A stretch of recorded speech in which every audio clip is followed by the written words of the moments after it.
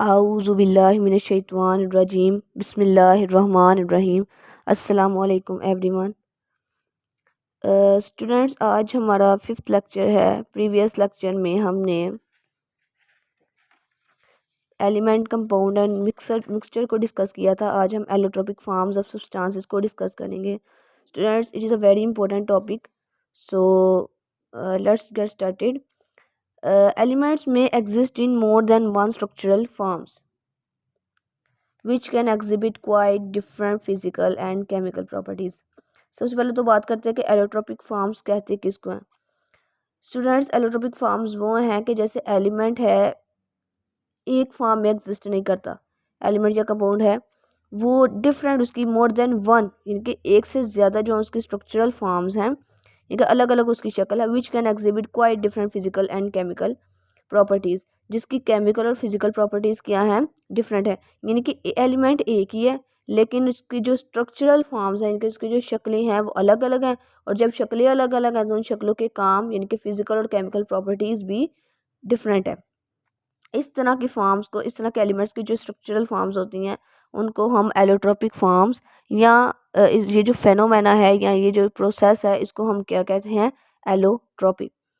इसकी एग्जांपल है element oxygen exist in two allotropic forms.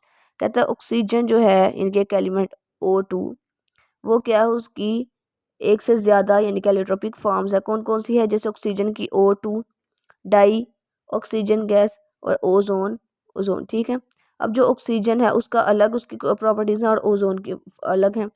Oxygen जो है वो एक कलरलेस गैस है, हमारी ब्रीथिंग के लिए इम्पोर्टेंट है, और ओजोन क्या है, एक ब्लू गैस है। ठीक है, आ गया ना फ़र्क, यानी कि दोनों का स्ट्रक्चरल डिफरेंस भी है और उनकी जो प्रॉपर्टीज़ हैं वो भी डिफरेंट है। आगे एक फर्दर एग्जांपल है, similarly carbon exist in 3 main allotropic forms.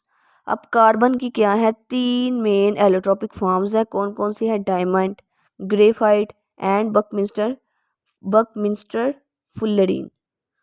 सबसे पहले कौन सा है, डायमंड। स्टूडेंट्स, अब ये देखें, डायमंड, ग्रेफाइट और बकमिंस्टर फुल्लरीन के दरमियान स्ट्रक्चरल डिफरेंस भी है और एक ग्रेफाइट में भी स्ट्रक्चरल डिफरेंस है। इनके तीनों का जो है वो स्ट्रक्चरल डिफरेंस भी है और इनकी प्रॉपर्टीज़ भी डिफरेंट है। फॉर एग्जांपल डायमंड जो है, डायमंड ट्रांसपेरेंट होता है, क्रिस्टलाइन होता है, ये हाई टेम्परेचर पे होता है। ठीक है, इसका टेम्परेचर हाई होता है, इसका प्रेशर हाई होता है। ठीक है, आ गया ना फ़र्क इसकी प्रॉपर्टीज़ में। अब ग्रेफाइट में क्या है, ग्रेफाइट सॉफ्ट होता है, ठीक है, ब्लैक होता है, ये पेंसिल्स में यूज़ किया जाता है। क्रिस्टलाइन होता है, इसकी बहुत ज़्यादा सॉफ्टनेस होती है, ये कंडक्टिव होता है, और जब इसको हम हाथ लगाते हैं स्लिपरी टू टच होता है। ठीक है, स्लिपरी होता है, ये पेंसिल्स में भी यूज़ किया जाता है, बैटरीज में भी यूज़ किया जाता है। अब इनमें देखें ये कौन कौन सी प्रॉपर्टीज़ इनमें डिफरेंट है। आगे बकमिंस्टर फुल्लरीन है, ठीक है, वो आगे हम पढ़ते हैं डिटेल में। डायमंड के बारे में अगर अब थोड़ा सा और ज़्यादा डिटेल में देख रहे हैं, जो बुक में बताया गया वो है, diamond has a joint macromolecular structure.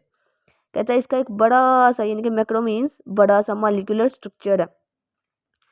Where as graphite has a layer structure of hexagonal rings of carbon. अगर आप नीचे जो डायग्राम्स बनाई गई हैं उनमें देखें कि जो पिक्चर्स हैं उनमें ग्रेफाइट जो है उसको देखें कि उसकी लेयर स्ट्रक्चर बनी हुई है। हेक्सागोनल रिंग्स होती हैं, हेक्सा मीन्स 6 और गोन्स मीन्स कॉर्नर, क्योंकि उसकी छः जो रिंग्स हैं वो कार्बन की बनी हुई हैं। आगे बात करते हैं बकमिंस्टर फुल्लरीन, इसको हम कार्बन 16 भी कहते हैं। Consist of spheres made of atoms arranged in pentagons and hexagons. अब जब बकमिंस्टर फुल्लरीन है, अगर आप बिलो देखें डायग्राम की तरफ, बकमिंस्टर फुल्लरीन की तरफ, तो वहाँ पर आप देखेंगे कि पहले तो 6 कार्बन का जो है वो बना हुआ है केज। ठीक है ना, वो कह रहा है केज लाइक स्ट्रक्चर होता है, ये मैं आपको आगे बताती हूँ। ये हेक्सागोन है, ठीक है, सारे हेक्सागोन बने हुए, लेकिन इसका अगर बीच में डीपली जो बीच में बनाई हुई है उन्होंने, वो क्या है,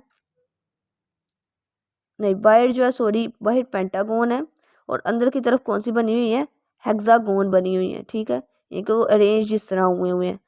अब फुल्लरीन क्या है, ये हाई टेम्परेचर पे स्टेबल होता है, हाई प्रेशर पे स्टेबल होता है। Being covalent in nature, nature में ये कोवलेंट है। They are soluble in organic solvents, ये कोवलेंट होने की वजह से क्या होता है, सॉल्वेंट्स, ऑर्गेनिक सॉल्वेंट्स में सॉल्युबल होता है। The fullerene structure is unique, ये देखो कितना यूनिक इसका स्ट्रक्चर बना हुआ है, एक अलग ही किस्म का। In that the molecule is not charge, इसमें मॉलिक्यूल चार्ज नहीं होते। हैविंग नो बाउंड्रीज, कोई इसकी बाउंड्री नहीं होती, और ना इसके अनपेयर्ड इलेक्ट्रॉन्स होते हैं, इनके सारे इलेक्ट्रॉन्स जो है पेयर्ड है।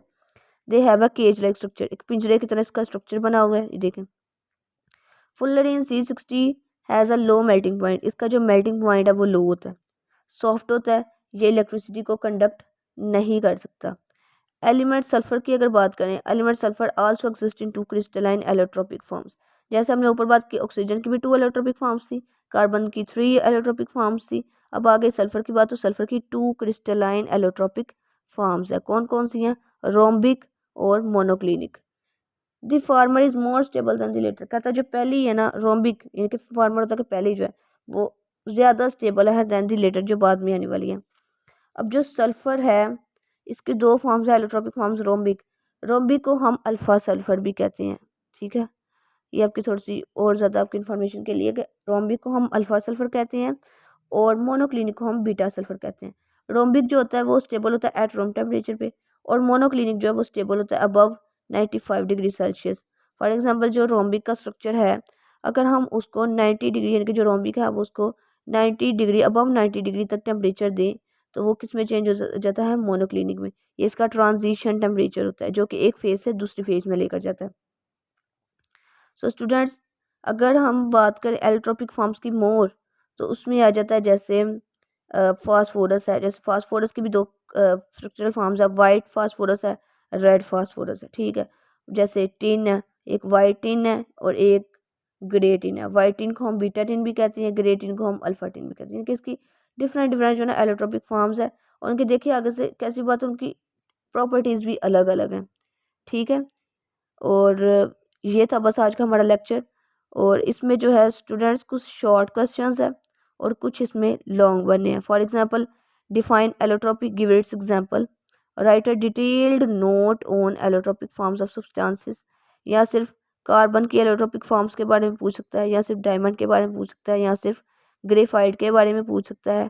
डायमंड की जो फर्दर उसकी कार्बन की फर्दर, यानी कि जो एलोट्रोपिक फॉर्म्स है, डायमंड, ग्रेफाइट, बकमिंस्टर, फुलरीन के बारे में अलग पूछ सकता है, ठीक है। इनकी आपने जो डायग्राम्स है ये भी अपने जहन में रखनी है, ठीक है।